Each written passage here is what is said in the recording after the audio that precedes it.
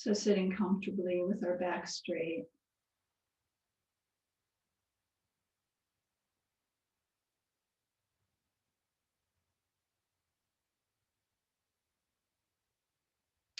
So whenever we meditate, we're trying to find the middle way where we're relaxed in body and mind, and yet also focused and attentive, right? Not spacing out, not completely distracted, but having a clear mind, an attentive mind without tensing up. So staying relaxed.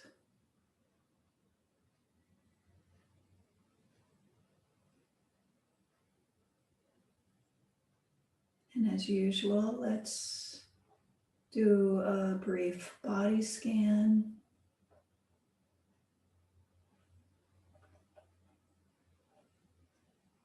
So bringing our awareness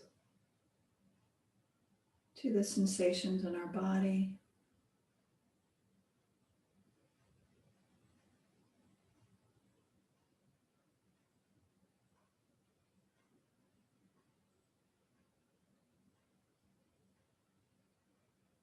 Noticing where there's tension and allowing it to release on each exhalation.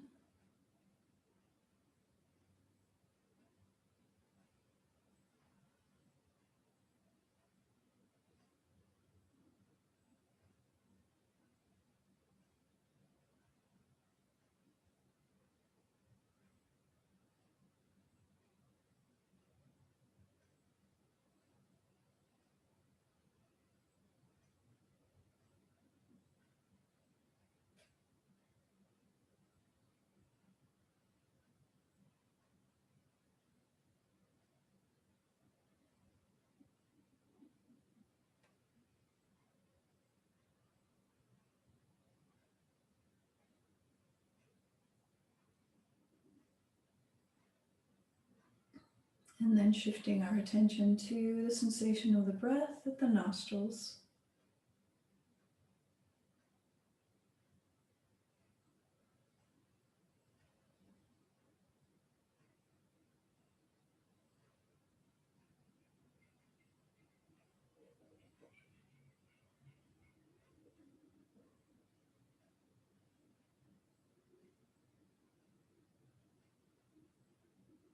And holding our attention there with that sense consciousness, that body consciousness,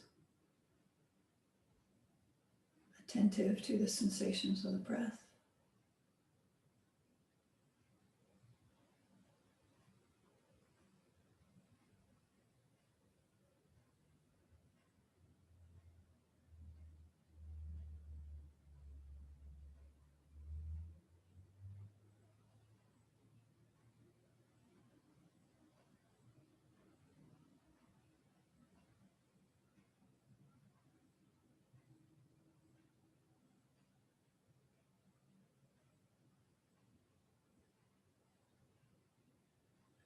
Not following or chasing after the thoughts that arise, allowing the thoughts to be inattentive, and keeping our attention on the sensation of the breath, on that direct perceiver.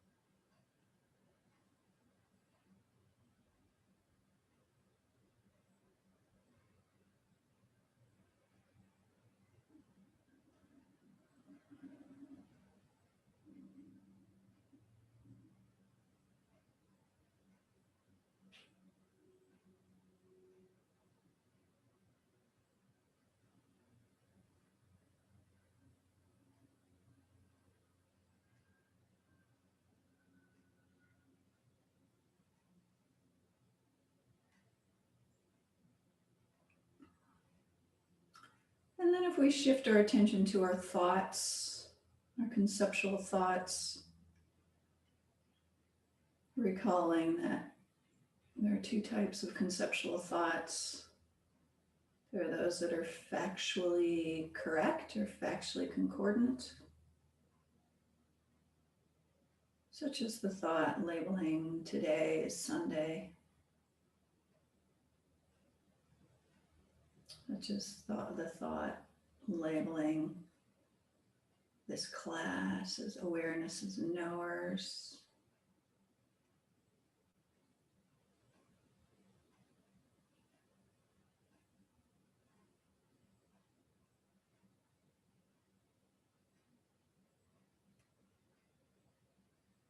And then there are factually discordant conceptions or conceptual wrong consciousnesses.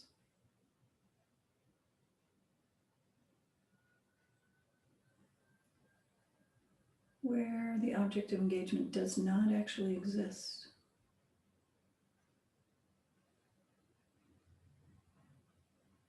And our mental afflictions are factually discordant conceptions.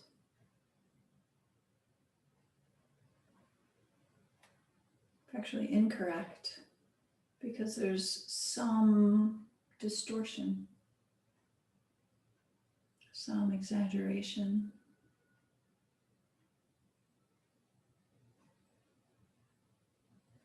Because the mental afflictions are not quite seeing reality as it is.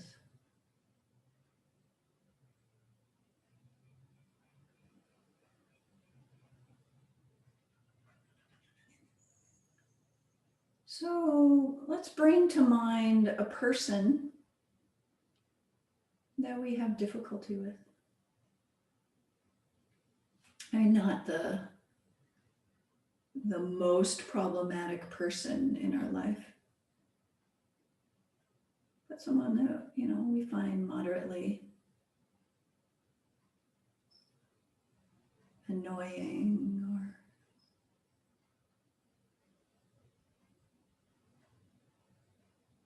agitating.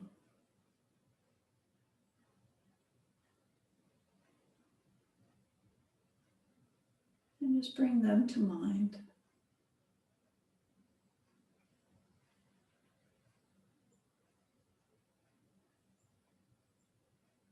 So as we bring them to mind, that's a conceptual consciousnness that's apprehending a meaning, generality, or mental image. Right, so notice that it's a conceptual consciousness. Notice that what's actually appearing to our mind is a mental image and not the person themselves, but a mental image of the person.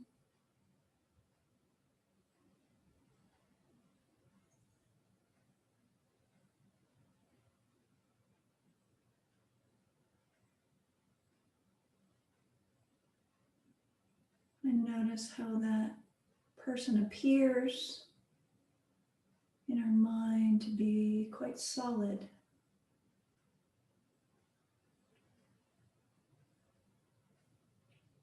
Kind of a self-enclosed entity.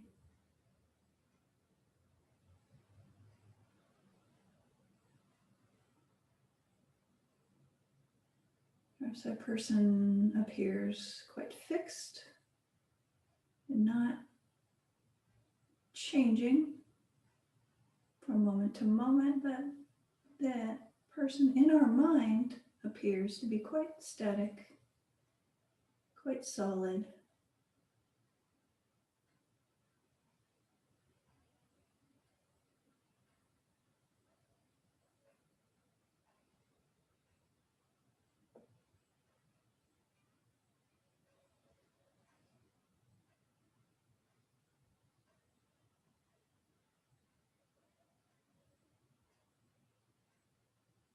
And then recall.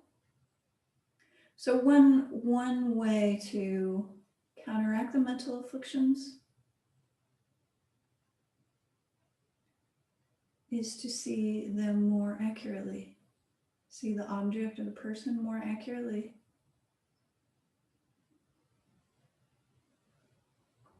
More in accordance with reality.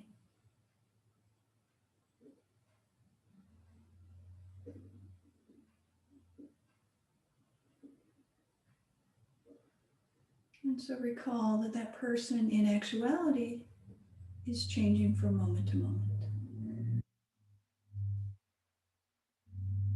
In our mind, they're quite frozen, but actually,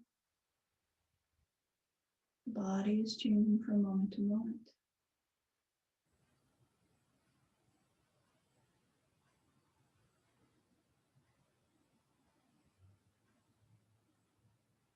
The heart is beating and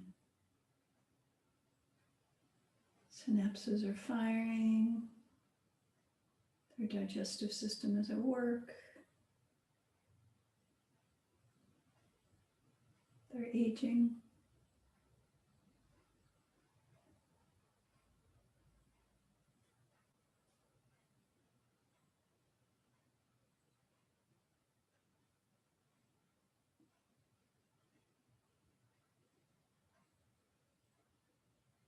And recalling that their mind is also changing from moment to moment.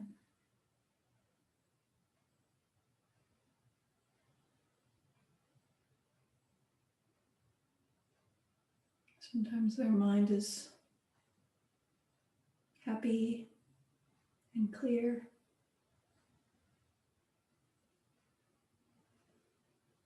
Sometimes their mind is confused, stressed.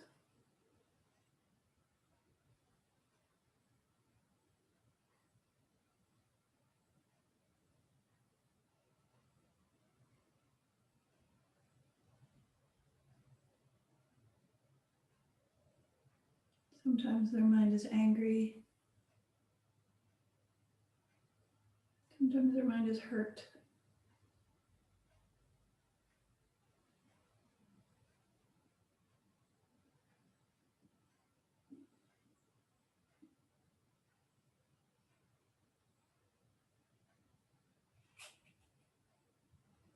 And sometimes their mind is generous and kind and loving.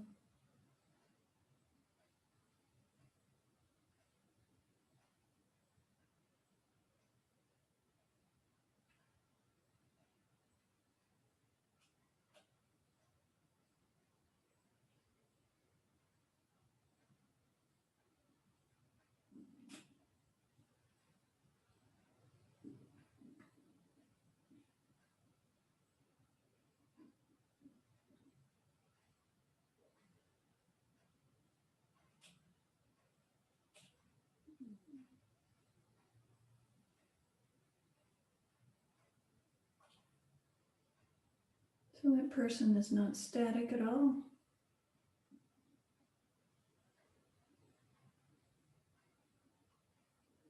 And not staying the same even for one moment.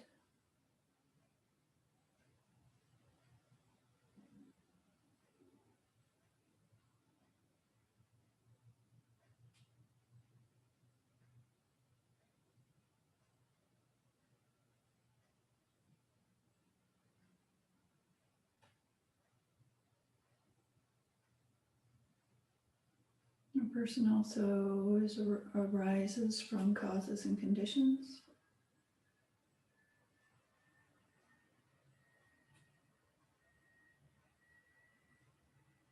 So the result, they're a constantly changing result of previous causes.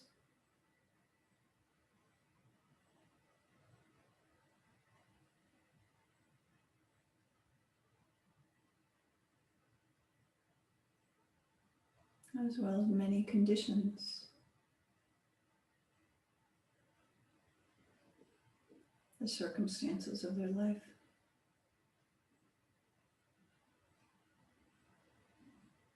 Their upbringing, their education, their environment.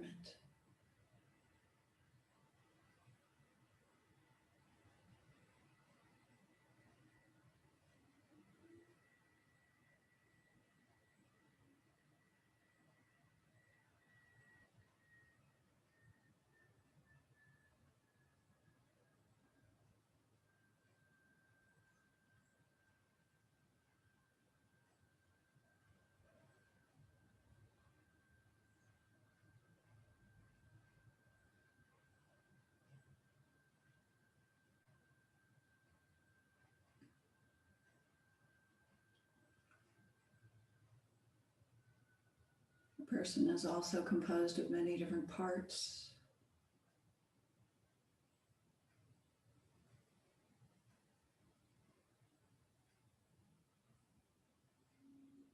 Many different organs and parts of the body.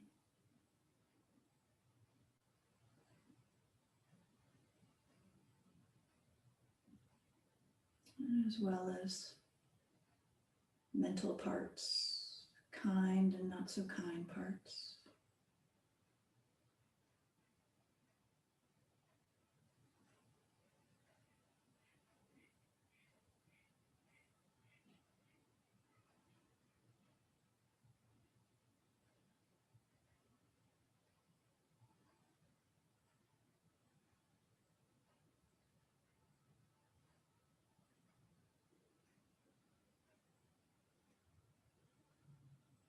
They're not a solid concrete thing, but composed of many different things.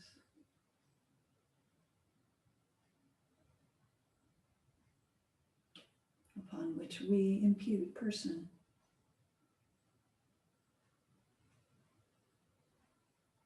Upon which we label person or difficult person.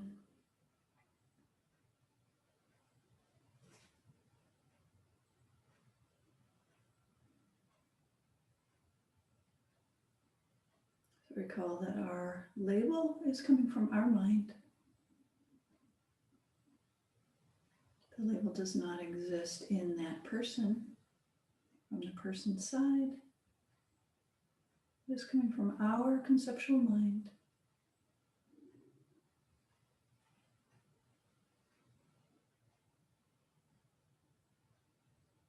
So that is only one way to look at that person, but not the only way.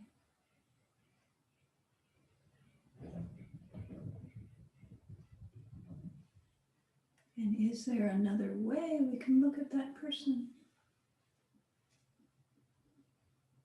Another way we can see that person that's not so agitating to our mind?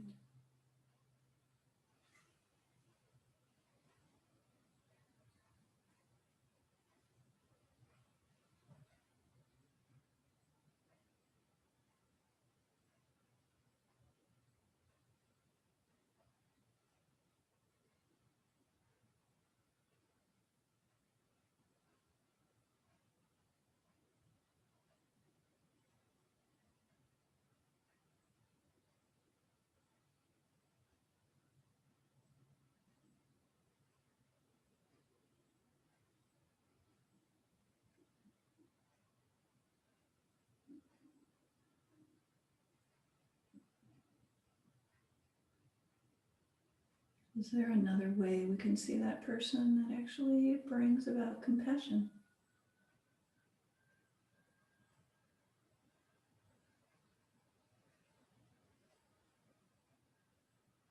And kind regard?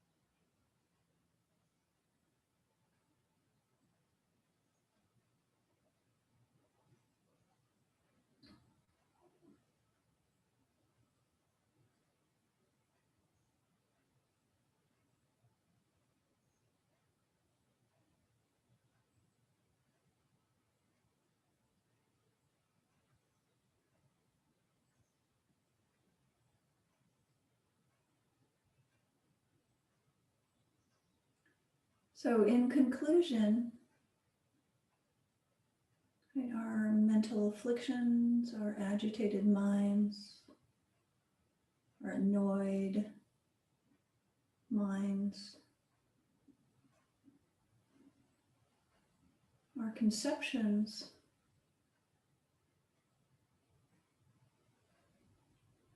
distorted conceptions,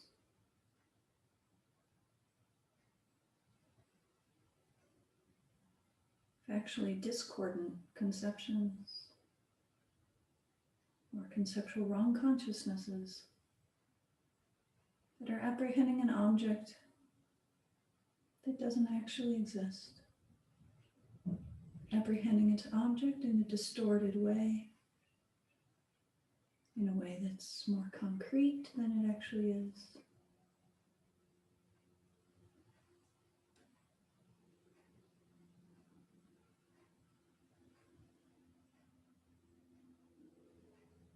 And to overcome the mental affliction, or to reduce the mental affliction,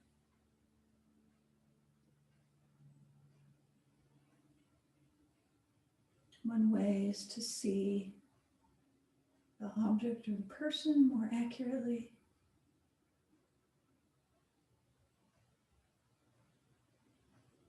Remembering its impermanence, for example. Remembering that it arises from causes and conditions.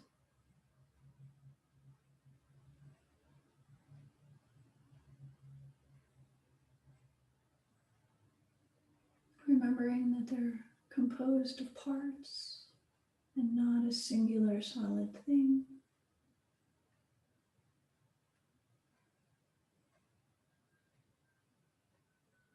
And remembering that they arise from imputation or labeling by our conceptual mind.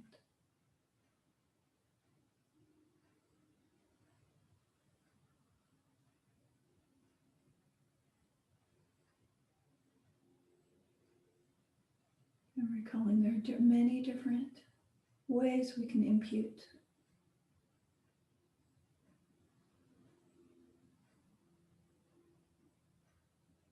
The label does not come from the person or the object. It comes from our own mind.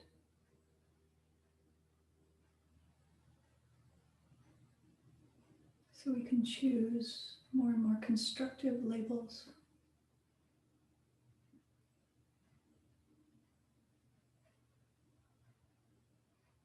Labels that bring about peace and happiness for oneself and others.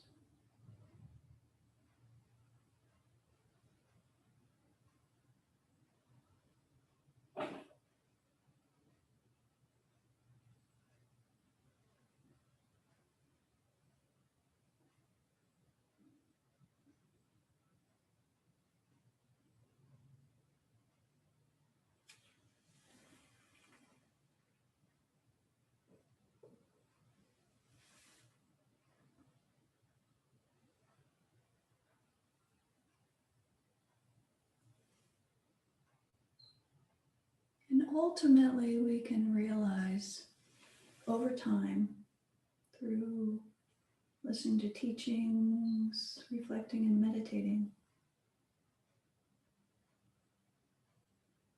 we can realize emptiness.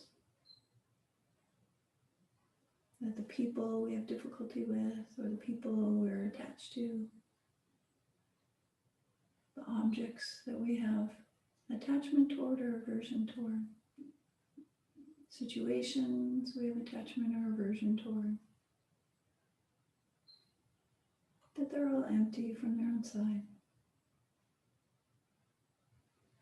That they're not concrete at all.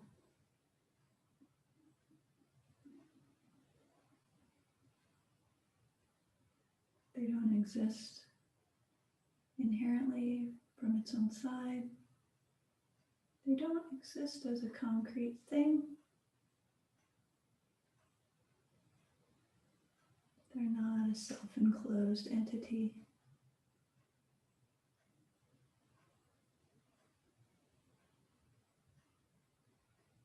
That in fact, there's nothing actually to grasp to.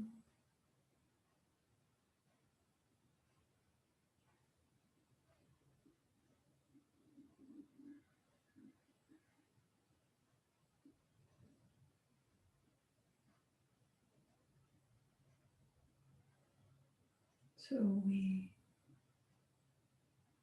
gradually move from a wrong consciousness to a doubting consciousness about emptiness. And then to a correctly assuming consciousness.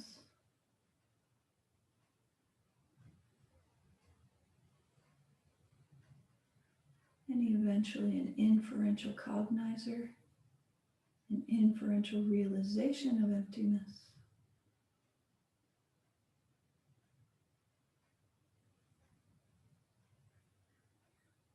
And then once we attain calm abiding, on that basis we can realize emptiness directly.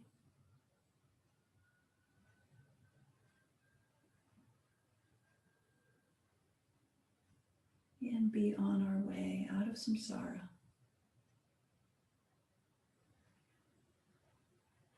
On our way to uprooting the afflictions and ending our pain and suffering forever.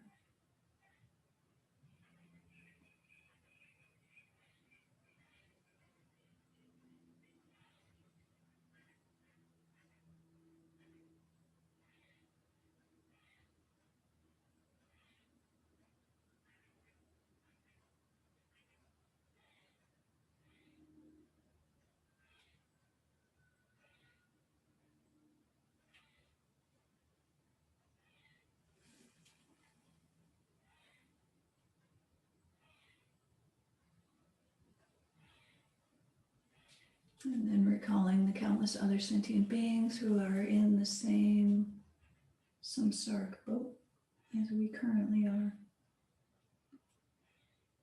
experiencing frustrations and pain and stress and unwanted circumstances over and over again.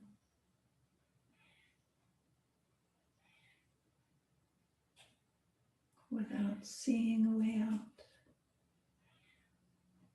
Without even knowing there is a way out.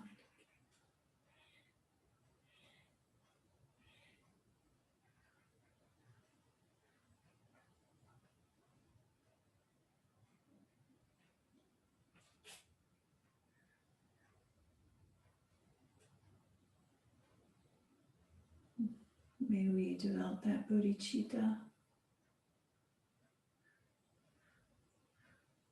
that compassionate wish to attain complete enlightenment for the welfare of all beings.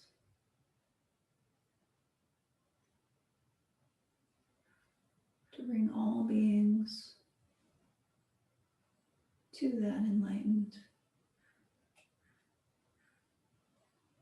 state free from suffering.